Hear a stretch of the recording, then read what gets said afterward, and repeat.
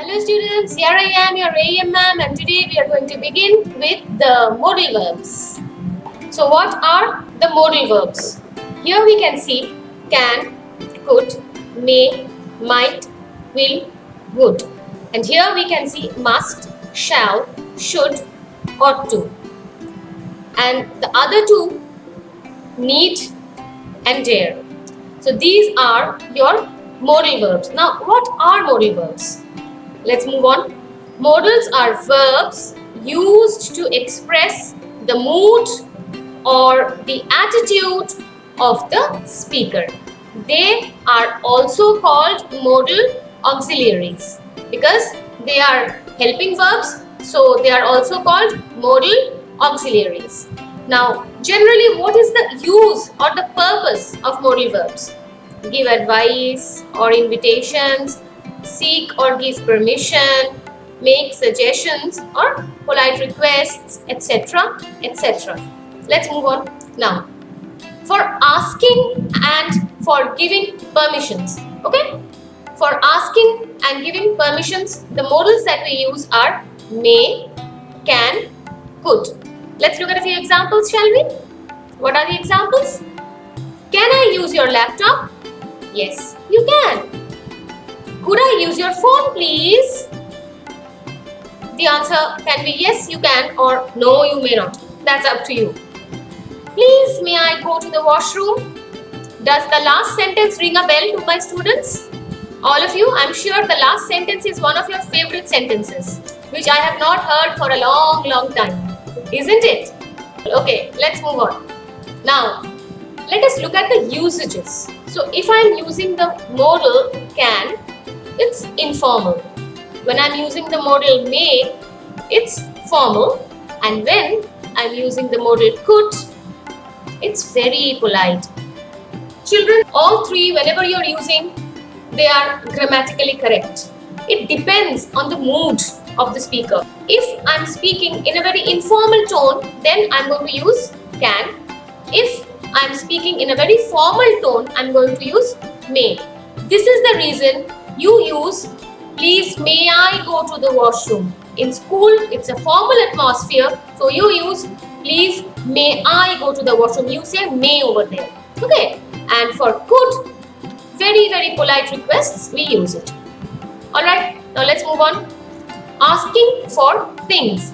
What do we use? Which modals do we use? We use can, could, may, will. Alright, now let's look at the examples. Can you lend me your book, please? Could you pass the soup, please? Or will you pass the soup, please? Now, children, previously I told you that when you are saying could, it is very, very polite. When you are saying will, it is comparatively less polite. Okay, both of them are correct, but one is more polite than the other. Let's move on, shall we? Possibility and ability. Now, what are the modals that we use for possibility and ability? They are can, could, be able to. Over here you see the new modal, be able to. Let's look at the examples to get a clearer picture. The florist can deliver the bouquet early. She can bake a cake in 15 minutes. She could bake a cake in 15 minutes. Alright, now let me explain to you clearly. When I'm saying the florist can deliver the bouquet early, I'm talking about the possibility. That is, it is possible that the florist can deliver the bouquet early. Next one. She can bake a cake in 15 minutes. That is, it is her ability. She is able to do it. She can do it. She can bake a cake in 15 minutes. And when you are saying it in present, you use can. Again, when you are saying she could bake a cake in 15 minutes, it is possible.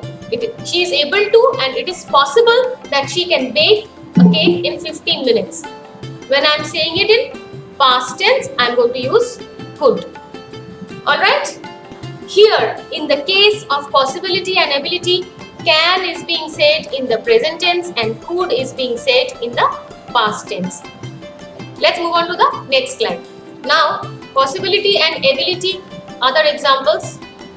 the engineers haven't been able to locate the fault. Over here I am using this modal, that is be able to. The engineers haven't been able to locate the fault. We will not be able to help you this time. Alright, look at the two sentences first. First one is the engineers haven't been able to. That is, they have not been able to. I am telling in the perfect tense. And over here, we will not be able to help you this time. We will. I am talking about the future possibility. So we are going to use able to in these two sentences with be able to modal verb. Alright. Next, let us see what the whole thing actually means. So when I am saying can, could, I am talking about possibility, ability or capacity in the present and the past tense. And when I am saying be able to, I am talking about possibility and ability at all times. Over here when I am saying present and past, it means can, present, and could, past. But when I am saying be able to, you saw that I said it in the perfect as well as future. It can be used, be able to. That can be used at all times. There is not only present or past over here. Okay, let's move on. Now, other uses of the modal could. So when I am talking about could, it is the general ability or permission to do something. Could is being used over here as showing the general ability or permission to do something, and was able to, ability in a particular situation. Was able to is ability in a particular situation. Alright, let's see. Okay. When my grandfather was young, he could easily lift 100 kg weight. It is a general ability of the person. No, but 100 kg weight is not so easy. 100 kg or 200 kg doesn't matter. If you want to make it, then make it 200 kg. Give me a moment here, not 1000. Okay? 200? Let's not focus on this. Let's complete the thing. When my grandfather was young, he could easily lift a 200 kg weight. Here we are talking about the general ability of the person. You see young grandfather over here. Now look at the next, ability in a particular situation I am talking about. My grandfather was able to lift the heavy basket and carry it upstairs. So when I am talking about the ability in a particular situation, the particular situation is what? Heavy basket, carry it upstairs. So when he is being considered in a particular situation, when he was carrying a basket and taking it upstairs, I am talking about his ability over there with was able to. But when I am talking about the general ability of the person, I will not be using over here was able to. I will not be saying when my grandfather was young, he was easily able to lift 200 kg weight. This is the next example. Could, to make suggestions. What shall we do? Suppose this is the question. What shall we do? Then what are the answers that we get? What shall we do today? We could play. We could go for a walk. We could go to the park. So these are all the possibilities. These are all suggestions that are coming from these people or these kids, if I may say. So you are using could, this modal could, to make suggestions over here. Okay? Now look at the footnote. Can is also possible, but could is less sure than can. When you say can, you are much more sure. But if you say could, you are 50-50 possibility. I am repeating this. Can is also possible, but could is less sure than can. Alright, let's move on. Now let's look at this. Next two modals, that is could and could have. Let us see the uses of could and could have. I am so hungry. I could eat 4 plates of biryani. I am talking about now. Now look at the next possibility. I was so hungry. I could have eaten the moment you introduce this have, you have to make this in the past participle form. I could have eaten 4 plates of biryani. That is at some moment in the past. You are talking. It is clearly understood because you are saying I am so hungry over here and you are saying I was so hungry over here. Now let us look at the next sentence. I fell down so badly that I could have hurt myself. Now when I am saying could have hurt myself, in this particular sentence I clearly mean that I fell down so badly that I could have hurt myself but I didn't. That is, I did not get hurt. I could have hurt but I didn't. So let us sum it up over here. So when I am saying could, that is I am talking about this at the present moment, and when I am saying could have, when I am introducing have with could, it is at the moment in the past but didn't do or didn't happen, something like that. Alright, let's move on to the next slide. Again we are here talking about possibility, and what are the modals that we are going to use for this? May, might, could. Let us see their uses. This girl over here, she is asking, where is Mr. Adams? A particular person, where is Mr. Adams? And this girl over here says, he may be in his office.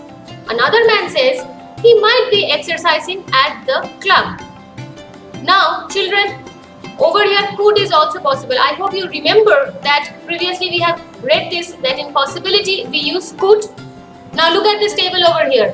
When I am saying may, he may be in his office, I am giving a particular possibility. The moment I am saying he might be exercising at the club, the possibility becomes lesser. Okay? And the moment I am using could, he could be at the club, the possibility becomes still lesser. May is the highest possibility, might is lesser than may, and could is the least of all possibilities. Okay? Let's move on, shall we? So let us sum it up. May, a good possibility, might, a weak possibility, and could, an extremely weak possibility. Alright, let's move on. Maybe, might be, may have, might have. Now from the previous models that we were discussing, let us talk specifically about may and might with the P verb. So maybe, might be, and may have, might have. Let us look at the conversations. Where is Penny? This man says. And this man says, she may be or might be in the garden. Now just now I have discussed with you about the possibility of may and might. When it is may, the possibility is there. When it is might, the possibility is lesser. Again the same thing over here. May have, might have. I can't find my bag anywhere, this girl is saying. This man says, you may, might have left it at home. When you are saying have left it, it means it's in the perfect form, so you have to give the participle form over here. And particularly in this case, you are not using the perfect form, so you don't need to give any participle form. But when you are using have, you have to give the participle form. Let's read like this.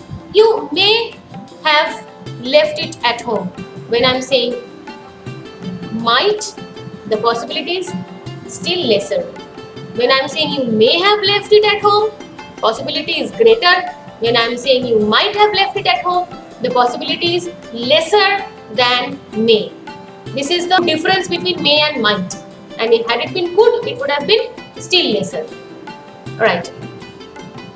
Let's go on. Now for necessity and compulsion. What are the modals that we use?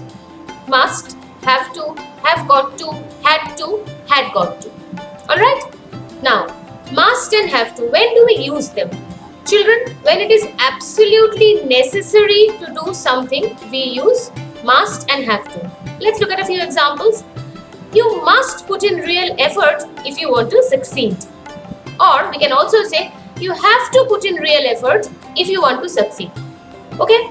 Children, when it is necessary to do something, then must and have to can be used in the same sense. That is, either you can use must or you can use have to. But there is a catch. There is a difference between must and have to.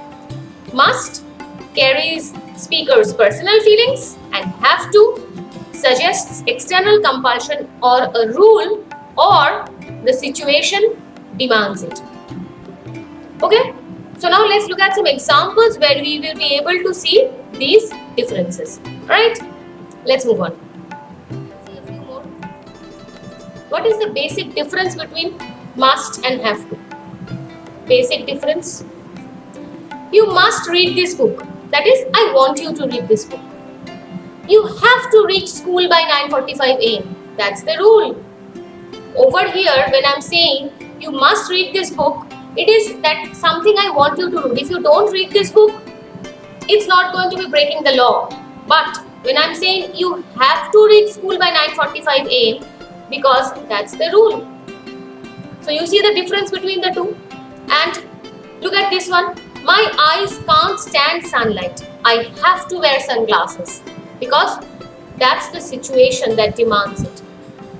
Again, I'm going back to the slide for your clarification. See, must carries the speaker's personal feelings, but in have to suggests external compulsion or a rule, or the situation demands it. So you see over here it is my personal feeling. I want you to read it. I want you to read it. But if you have to reach school by 9:45 a.m., that's the rule. And my eyes can't stand sunlight. I have to wear sunglasses because that's the situation that demands it. This is not going to be that situation demands it. Let's move on. Now let's look at the usages of must and have to. In must, no past tense form can be used to talk about present and future. Let's look at the examples. We must call Jim now. That is, I'm talking in the present. Or we must call him tomorrow. I'm talking about future. But when it is have to, it can be used in all tenses. I had to go to the clinic. I'm talking in the past tense. I have to go to the clinic. I'm talking in the present tense. And I'll have to go to the clinic. I am talking in the future. So here it is only present and future, and here it is all tenses. Another difference for you. Okay, let's move on. Examples are pretty easy for you to follow. Now, in questions and negative sentences with have to, we normally use do, does, did. Very important for you to remember this, children. Read the whole thing. In questions and negative sentences with have to, we normally use do, does, did. Let's look at the examples. Do you have to go to the market later? Does he have to buy a new car? Did they have to work daily? I don't have to be at work until 2 p.m. tomorrow. Okay, so you see questions. Do you have to go to the market later? Does he have to buy a new car? Did they have to work daily? All types of I have given in present and past and everything, does, did, do, with all your subjects types, singular and plural, for you to understand. Now let's look at the negative one. I don't have to be at work until 2 p.m. tomorrow. Okay, clear? So this is the way when you are using have to in questions and negative sentences. You have to use do, does, did. That is, the do verb has to be used. Did is always in past. Don't forget, did means always in the past, and do, does is present. Alright, let's move on. Okay. Have to and have got to have the same meaning and can be used interchangeably. Okay, so let's look at the examples to clarify. We have to go to school tomorrow. Let's look at the other one. We have got to go to school tomorrow. So particularly over here, both the sentences mean the same. So they can be used interchangeably. But there is a catch over here. Okay, let's see the catch. Clearly follow this. The negative of have got to is formed by adding not after have. We don't use don't, doesn't, didn't. Let's look at the examples for understanding. We haven't got to pay for the food. We don't say we don't have got to pay for the food. So when it is have got to, you Don't use don't, doesn't, didn't. What do you add? You add not. Clear? What you can say is we have not got to pay for the food. In have got to, you have to use not after have. So this is have, after have you will say we have not got to pay for the food. You cannot say this is wrong. And that is exactly what I have written over here. We haven't got to pay for the food. Haven't is contraction of have not. Difference between have to and have got to. Okay, another difference. The subject and have change position to form questions with have got to. I have discussed over here the negative aspect. Now over here I am discussing the aspect of questions. Look at this example. Do we have to take our shoes off? Have we got to take our shoes off? Now over here the subject we is appearing before have because I am saying only have to, and over here the subject we is coming after have because I am saying have got to. Clear? I am sure it is clear. Let's move on. Alright, now we are going to discuss about mustn't and don't have to. What do these modals say? Mustn't means prohibition, meaning don't do, and don't have to means no need, that is no need to do, but do it if you like. Okay, let's look at the example of mustn't. You mustn't spend the money. It is necessary that you don't spend the money. This is the reasoning. Now let's look here. You don't have to spend the money. It clearly means there is no need to spend the money, but if you want to, you can. Okay, so this is the difference between the two. Okay, now let's look at this one. Should, ought to. What do they mean? For suggestion, advice, duty or obligation, we use the modals should and ought to. Let's look at the examples. We use should to make a suggestion or give advice. For example, you should wear a mask when you go out because it's the right thing to do. Now let's compare it. You must wear a mask when you go out because it's necessary. And when I'm saying have to, you have to wear a mask when you go out. It's the law. So the difference between should, must and have to. Should is it's the right thing to do. Must it's necessary, and have to it's the law. So children, anybody who leaves the house, be it your parents or you, remember this is your face. Always with a mask on your face. Okay, let's move on. Should have done. What does this mean? This model, what does this model mean? It means it was the right thing to do, but it wasn't done. Example, she was ill. You should have taken her to the doctor, but you did not take her. See, she is continuously sneezing, but you did not take her to the doctor.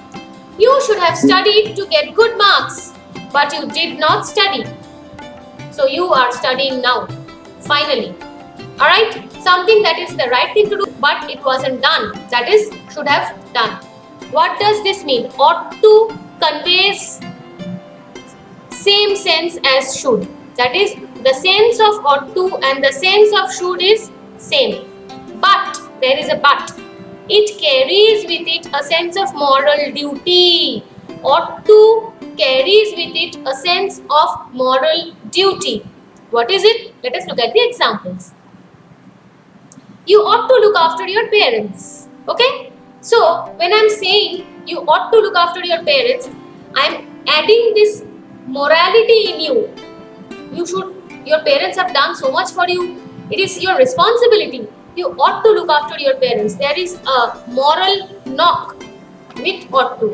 I can say you should look after your parents because it is the right thing to do.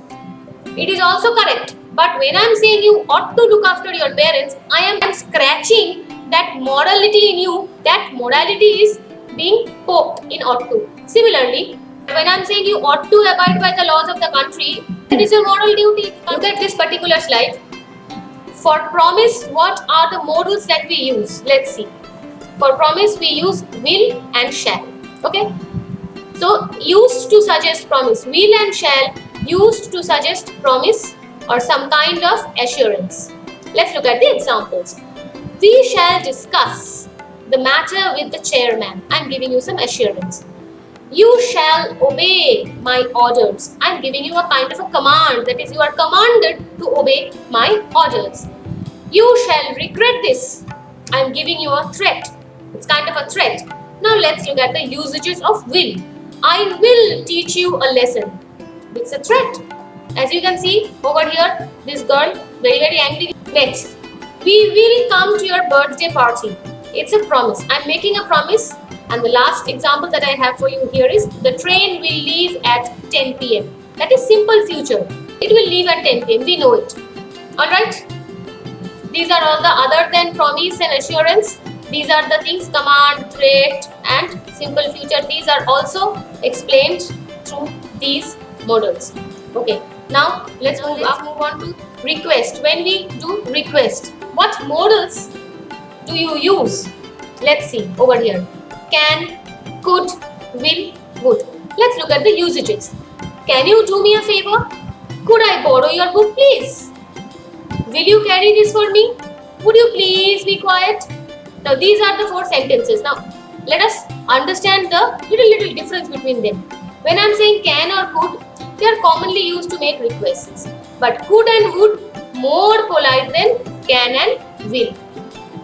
Can you do me a favor? I am requesting. Could I borrow your book, please? I am requesting. This one, will you carry this for me? Again I am requesting. And would you please be quiet? I am again requesting. But when I am using could and would, I am more polite than can and will. So for can and could, commonly used to make requests, and could and would, more polite than can and will. Alright, let's move on. Prohibition. When you want to prohibit something, for prohibition what do you use? Ought not to, mustn't. Alright, now let's look at the example. You mustn't talk in the library.